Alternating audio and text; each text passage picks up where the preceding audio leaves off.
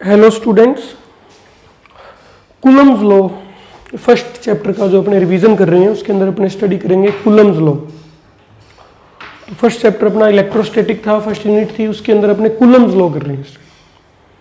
Coulomb's law जो है अपने जानते हैं कि एक नेचुरल फोर्स होती है इलेक्ट्रोस्टैटिक फोर्स, या इलेक्ट्रिक फोर्स अपने कह सकते हैं, जो कि दो पॉइंट चार्ज के बीच में लगती है, जो कि दो पॉइंट चार्ज के बीच में लगती है या दो चार्ज के बीच में फोर्स लगती है। जैसे मान लीजिए मेरे पास में कोई ये एक बॉडी है जो चार्ज्ड है, ये दूसरी बॉडी भी चार्ज्ड है, तो ये दोनों एक दूसरे को रिपेल कर सकती हैं, अट्रैक्ट भी कर सकती हैं।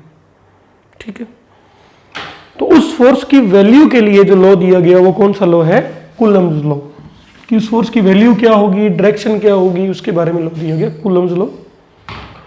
इस लॉ के अकॉर्डिंग ये जो लॉ दिया गया है बच्चों, ये पॉइंट चार्ज के लिए दिया गया है।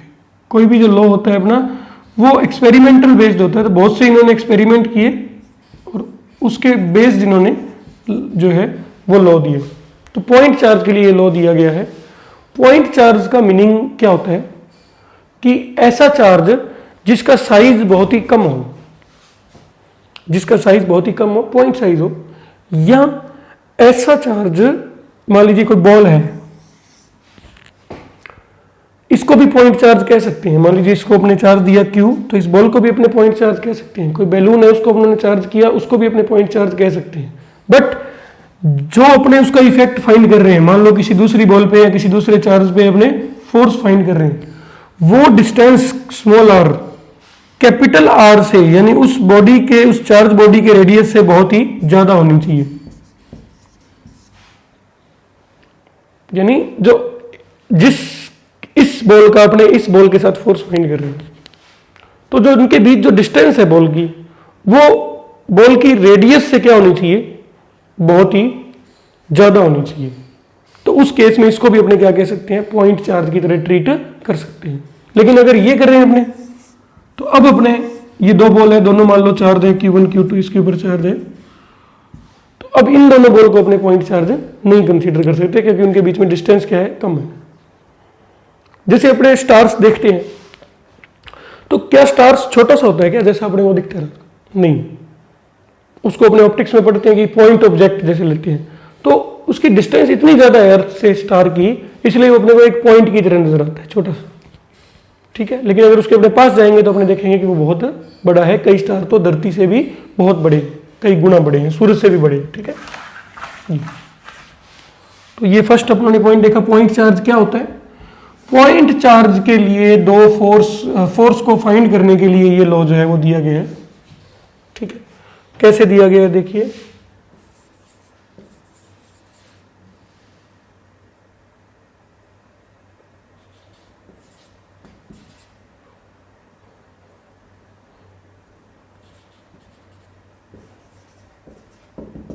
कैसे दिया गया देखिए कि सपोज अपना कोई पॉइंट चार्ज है Q1 और कोई पॉइंट चार्ज है, दूसरा पॉइंट चार्ज है Q2। इनके बीच में जो डिस्टेंस है वो है सपोज स्मॉल r। तो इन्होंने बहुत से एक्सपेरिमेंट किए और बताया कि ये जो फोर्स होगी, जो इन दोनों के बीच अट्रैक्शन की हो सकती है या रिपल्सन की हो सकती है। अगर दोनों सेम नेचर के चार्ज हैं तो रिपल्सन की होगी, अपोजिट नेचर के चार्ज हैं तो फोर्स अट्रैक्शन की होगी।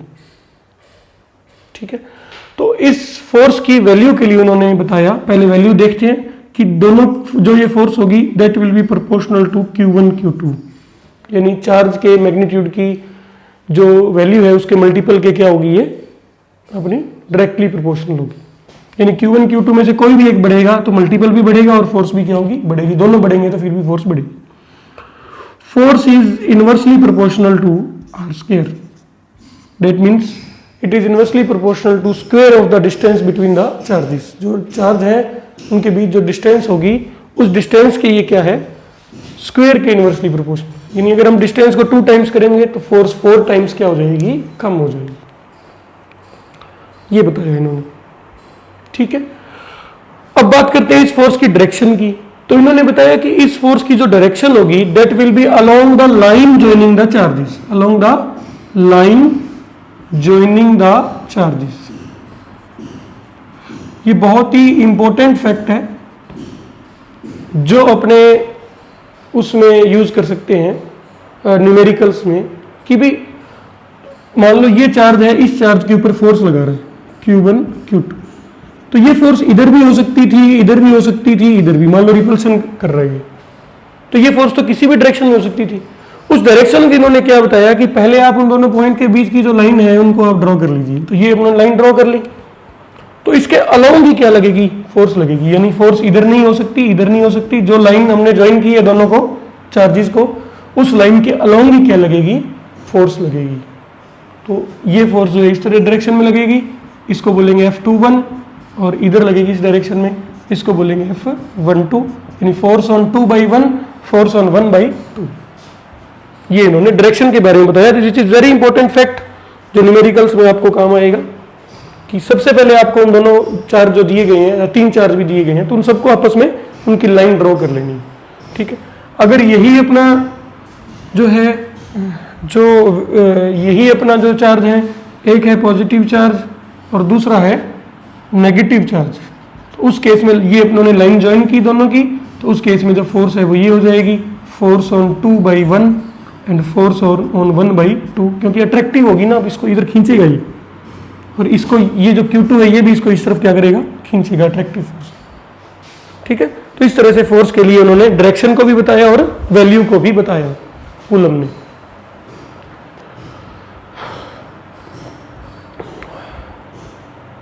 इसीलिए ही वेक्टर फॉर्म में अगर हम ये माने कि, चलो पहले अपने इसको थोड़ा आगे और पढ़ लेते हैं, फिर वेक्टर फॉर्म बताता हूं, कि F की जो वैल्यू होगी that will be directly proportional to Q1 Q2 upon R square, लेकिन इक्वल नहीं है, तो इक्वल करने के लिए यहाँ पे क्या लगाया जाएगा, एक प्रोपोर्शनलिटी कांस्टेंट K लगाया जाएगा, which will be equal to and Q1 Q2 upon R square. This proportionality constant K depends on upon medium between the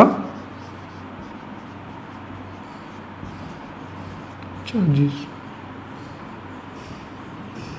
देखो बच्चों, दो तरह के अपने पास में जो है वो कॉन्स्टेंट्स होते हैं, प्रोपोर्शनलिटी कांस्टेंट। एक तो वो होते हैं प्रोपोर्शनलिटी कांस्टेंट जो कांस्टेंट ही होते हैं, जैसे कि G जो था अपना यूनिवर्सल ग्रेविटेशनल कांस्टेंट जो था, इसकी वैल्यू फिक्स होती है 6 पॉइंट समथिंग इंटू 10⁻⁻11। लेकिन ये जो प्रोपोर्शनलिटी कांस्टेंट है ये किसी पर्टिकुलर वैल्यू के लिए तो कांस्टेंट होगा, लेकिन किसी और केस में इस K की वैल्यू भी क्या होगी, अलग होगी, ठीक है। K किस पे डिपेंड करता है, मीडियम पे, कि दोनों चार्जेस के बीच में मीडियम क्या है, यानी अगर दोनों चार्जेस एयर या वैक्यूम में है तो K की वैल्यू अलग होगी। अगर अपने दोनों चार्जेस को किसी मीडियम में डुबो दिया, यानी हमने इसको वाटर में रख दिया Q1 Q2, उतनी डिस्टेंस भी मान लो रख दिया, तो फोर्स क्या हो जाएगी, अलग हो जाएगी। क्यों हो जाएगी इसका भी आंसर आएगा, लेकिन थोड़ी देर बाद, ठीक है। पहले आपको समझना है कि K किस पे डिपेंड करता है, मीडियम पे डिपेंड करता है, ठीक है। देखिए अब क्यों हो जाएगी, अपने उस फैक्टर को उठाते हैं।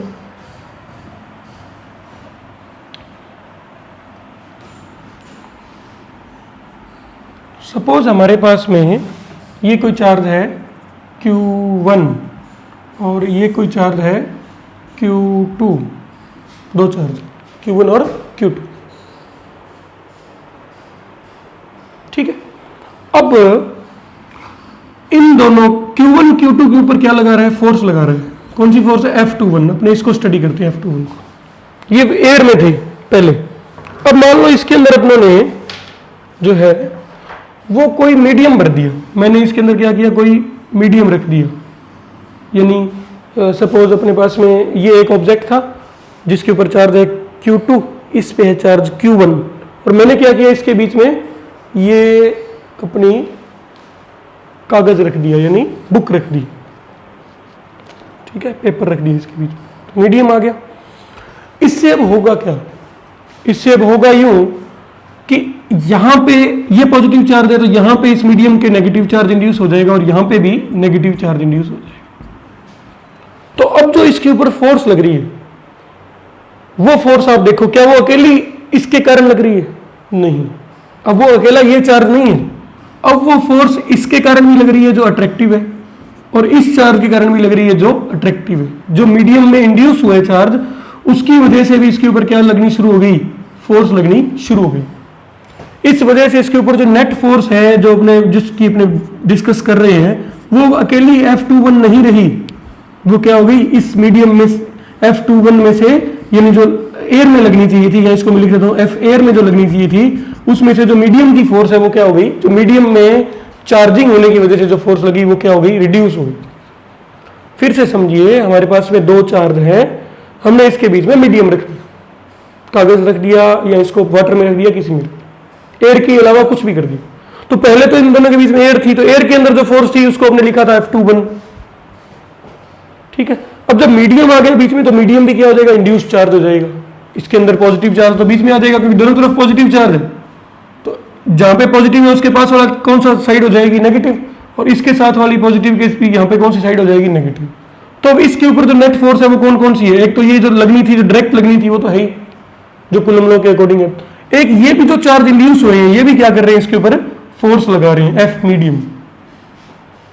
जो इंड्यूस हो गए चार्ज तीनों, प्लस का भी हो गया, माइनस का भी हो गया, माइनस का भी हो गया, इन सबका इफेक्ट इसके ऊपर पड़ा, इसलिए जो फोर्स है वो थोड़ी क्या हो गई? पहले से कम हो गई। ये भी आपको ध्यान रखना है कि हमेशा सबसे ज्यादा दो चार्ज के बीच में फोर्स तब लगती है जब उनको वैक्यूम या एयर में रखा जाता है, ठीक है। मीडियम रखने से फोर्स हमेशा क्या होती है? कम हो जाती है। क्यों हो जाती है? मैंने आपको अभी बताया। चलिए आगे देखते हैं। तो उस फॉर्मूले में फिर इस मीडियम वाली चीज को एस्टेब्लिश करने के लिए क्या कहा गया? उसके अंदर कहा गया कि F is equal to K Q1 Q2 upon R square and K will be equal to for air और vacuum K will be equal to 1 upon 4 pi epsilon naught, where epsilon naught is equal to permittivity of free space और air. नई word I अपने पास में, नया word आया permittivity. बहुत important topic है, पूरी जो फोर्थ चैप्टर है उसमें भी यूज आएगा, न्यूमेरिकल्स में भी यूज आएगा है। परमिटिविटी क्या होती है? जो अपने अभी भी पढ़ा कि इंड्यूस हो जाएंगे चार्ज मीडियम के अंदर, तो कोई भी मीडियम जो है वो इलेक्ट्रिक फील्ड को रजिस्ट करता है। पास होने से इलेक्ट्रिक फील्ड पास हो रही है एक चार्ज की, फील्ड क्या होती है? एरिया अराउंड द चार्ज होती है, जिस कारण से एक चार्ज दूसरे चार्ज के ऊपर क्या लगाता है? फोर्स लगाता है। अब कोई भी जो चार्ज होता है वो इलेक्ट्रिक फील्ड को क्या करता है? कोई भी जो मीडियम होता है वो इलेक्ट्रिक फील्ड को रजिस्ट करता है। इलेक्ट्रिक फील्ड को वो क्या करता है? रजिस्ट करता है, ठीक है। इलेक्ट्रिक फील्ड को जब वो रजिस्ट करता है, कितना वो मीडियम रजिस्ट करेगा उसको क्या बोलते हैं? अपने एप्सिलॉन। कितना वो मीडियम रजिस्ट करेगा उसको बोलते हैं एप्सिलॉन या permittivity. Permittivity is known as how much a medium resist the electric field, permittivity. और एप्सिलॉन नॉट क्या होती है? परमिटिविटी ऑफ फ्री स्पेस और एयर, यानी एयर कितना रजिस्ट करेगी। क्योंकि एयर के भी मॉलिक्यूल क्या हो जाएंगे? जैसे मैंने ये चार्ज पार्टिकल रखा तो इसके मॉलिक्यूल भी क्या हो जाएंगे? आसपास आयोनाइज्ड हो जाएंगे, क्योंकि ये चार्ज पार्टिकल चार्ज जो है उन जो मॉलिक्यूल्स है एयर के उनके ऊपर भी क्या लगाएगा? फोर्स लगाएगा। इसलिए यहां पे भी कुछ चार्जिंग हो जाएगी, इस वजह से फोर्स थोड़ी क्या हो जाएगी? फोर्स फील्ड कम हो जाएगी। तो permittivity is known as how much a medium resist the electric field. सबसे कम इसकी वैल्यू होती है एयर के लिए। Epsilon naught is always less than epsilon, epsilon naught is always less than epsilon. सभी मीडियम बहुत इजीली चार्ज होते हैं, एयर बहुत कम चार्ज होती है किसी फील्ड को लगाने से, इसलिए सभी मीडियम रजिस्ट करते हैं। सभी मीडियम क्या करते हैं? रजिस्ट करते हैं फील्ड को। किससे ज्यादा रजिस्ट करते हैं? एयर के मुकाबले में ज़्यादा रजिस्ट करते हैं। ठीक है, तो 1/4 पाई एप्सिलॉन नॉट, इसको सॉल्व करके अपने को आंसर भी दिया हुआ है उन्होंने, जो के की वैल्यू अपने न्यूमेरिकल में यूज लेनी है, that is 1/4 pi epsilon naught is equal to 9 into 10 raise to the power 9 ये, और इसकी जो यूनिट बनेगी वो बनेगी newton metre square upon coulomb square, ये इधर चला जाएगा newton metre square upon coulomb square, that will be its units. ठीक है,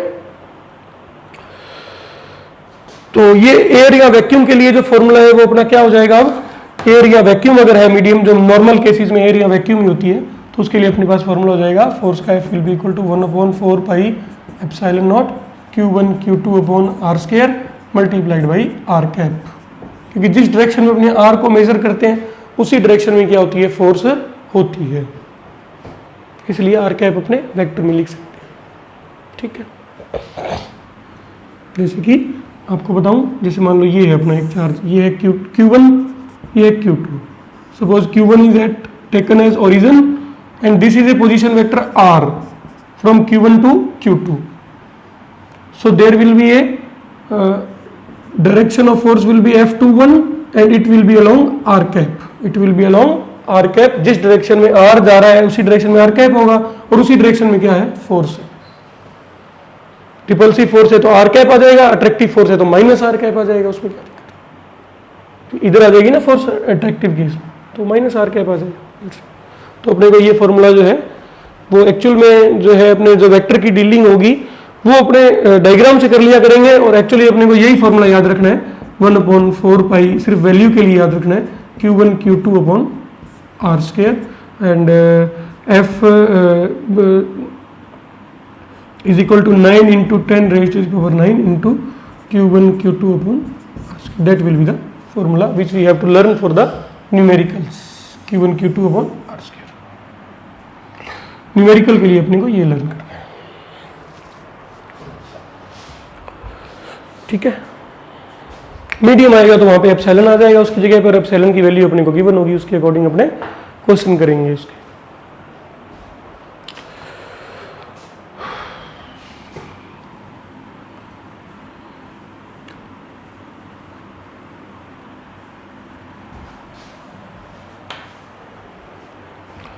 ये हुआ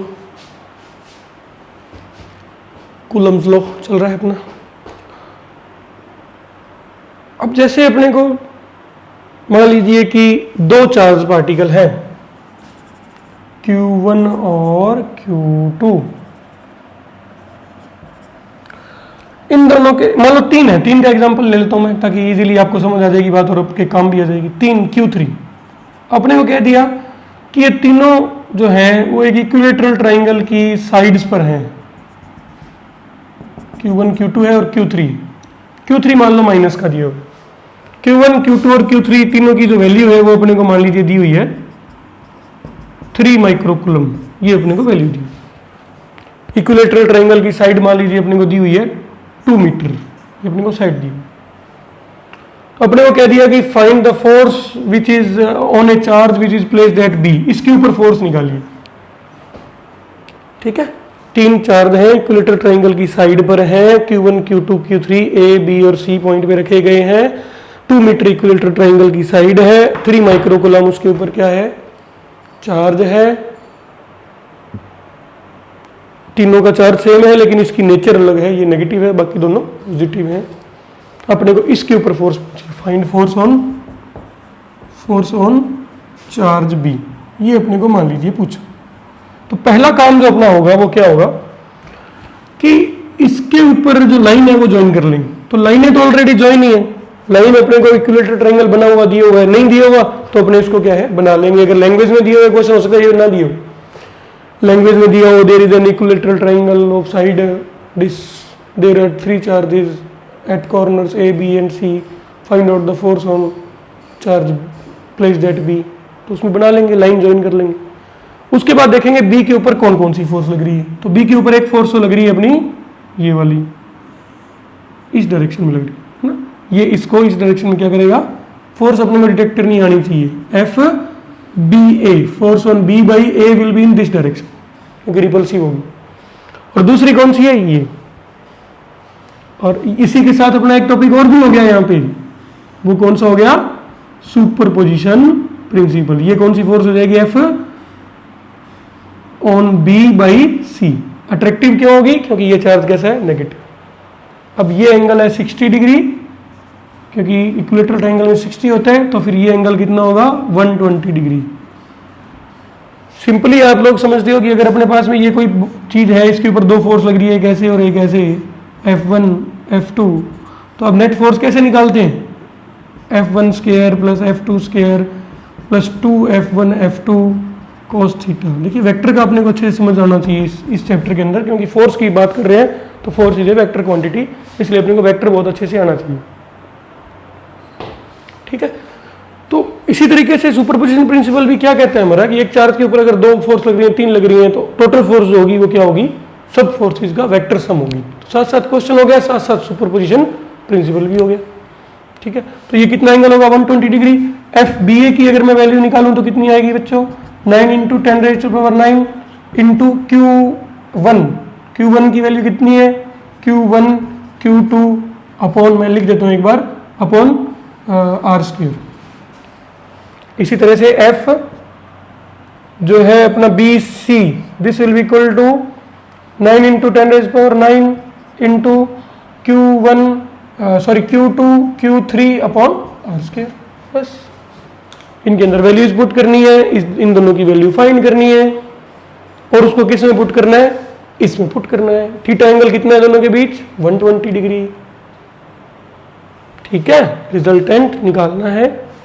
आपको क्या करना है, असाइनमेंट में आप मुझे भेजिए इसको सॉल्व करके, और न केवल आपको इसकी वैल्यू फाइंड करनी है बल्कि एंगल भी फाइंड करना है। जो tan अल्फा आपने करते थे ना 11th में, tan alpha is equal to Q sin theta upon P plus Q cos theta, उससे आपको 120 डिग्री रख के मुझे इसका रिजल्टेंट भी बताना है कि वो इस वेक्टर या इस वेक्टर से किस एंगल पर होगा। ओके बच्चों, तो आज की क्लास में इतना ही करेंगे। सुपरपोजिशन प्रिंसिपल तक हमने पूरा किया, आगे पढ़ेंगे हम डाइलेक्ट्रिक कांस्टेंट के बारे में नेक्स्ट क्लास में, साथ साथ इलेक्ट्रिक फील्ड के बारे में स्टडी करेंगे। थोड़ा स्पीड से आप इसको समझिए चीज़ों को, और इस चैप्टर को बहुत अच्छे से तैयार कर लीजिए। Thank you.